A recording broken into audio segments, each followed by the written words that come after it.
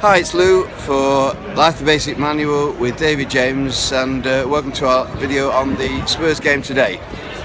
Manchester United's form over the last few weeks has been a little bit in and out. We've just had 5 out of 6 away games. The only home game was Crystal Palace, which we won 4-0. We went to Liverpool after the international break and were only able to park the bus as we did last year and get a 0-0 draw, which wasn't, result-wise, wasn't bad, although the performance was pretty lacklustre to say the least.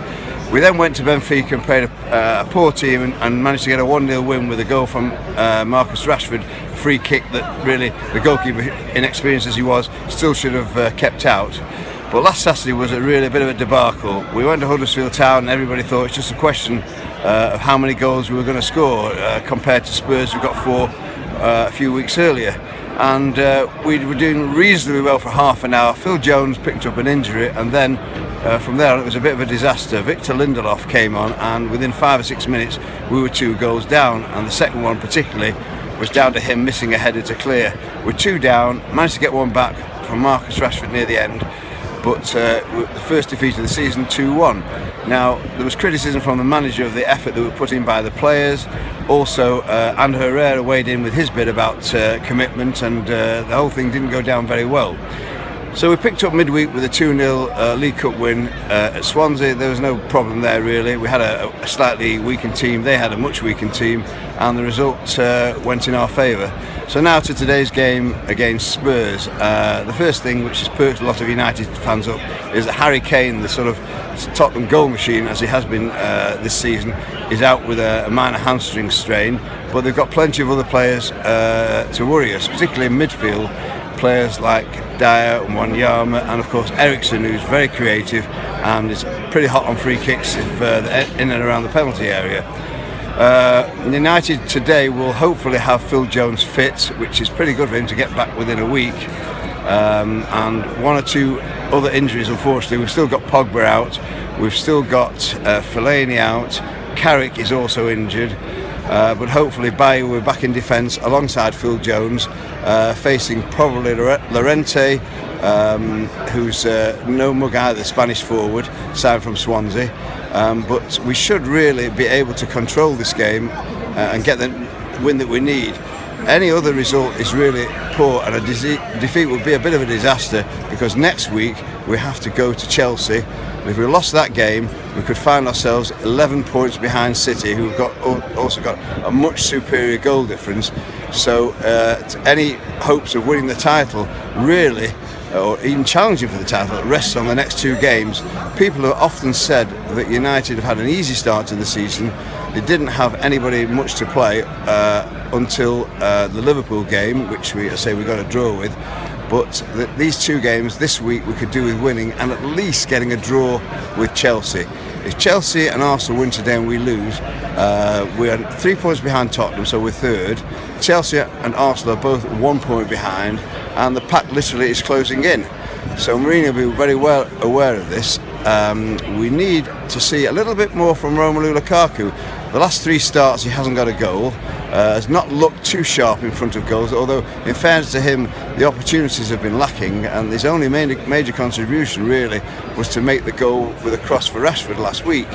So it's absolutely imperative that we win today and sort of put some daylight between ourselves and Tottenham and keep the other 2 back behind. Midfield again we're struggling. Let's say Pogba and Fellaini are not there.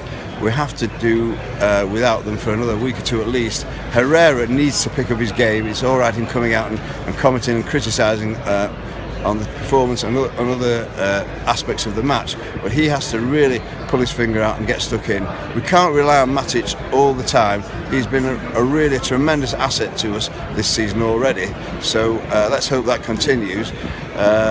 Lingard, incidentally enough, maybe starting today or maybe on the bench, but he scored 2 really good goals for the team midweek, but he seems to do really well for League Cup games, and when it comes to the Premiership he's often missing. Same can be said for Mkhitaryan. He also comes in with a nice contribution every now and again, a nice flick or a goal or something like that, but for long periods of the game he seems to drift away from the action. But we're hoping that Valencia can get down the flanks Ashley Young, if he's playing, will do the same, and we can, hopefully get the 3 points that's going to keep us up top. Right, what a fantastic end to the game. Romelu Lukaku flicked on a header to Anthony Martial, and he went through into the area and scored with some aplomb and gave United the desperately needed 3 points to keep on the tails of Manchester City and put some distance between themselves and Tottenham. Tottenham today came out after half-time, after first half where United dominated most of the possession but really only had one shot on target. Tottenham replied in the second half and had some good spells of possession without really challenging the defence. Both defences were very strong today. Chris Smalling was exceptional for United, and the Tottenham backline were also very strong and kept Lukaku at bay. The substitutes that were made later on brought on Jesse Lingard and of course Martial, and it was Anthony Martial, as I say, got the winning goal. Once again, United have kept another clean sheet at Old Trafford. They've not conceded a goal in the league here this season so far, and for Tottenham it will be a blow because they expected, I think, to get something from the game, and it looked until the final 10 minutes as though they would get at least a point. Even after the winning goal, they came back strongly and pushed United back, but they defended strongly and came out worthy winners in the end. Man of the match for me, or one of the men of the match for me, was Chris Smalling at the back. There was other good performances as well throughout the team. Herrera played quite well. Matic got stuck in, but for once some of his passing was a little bit astray today. But at the same time, the most important thing today was to win, and that takes us, as I say, on the coattails of Manchester City, who play West Bromwich Albion this afternoon. And with the Chelsea game coming up next week, that was an absolute crucial victory this afternoon. Thanks very much. Thanks, Lou.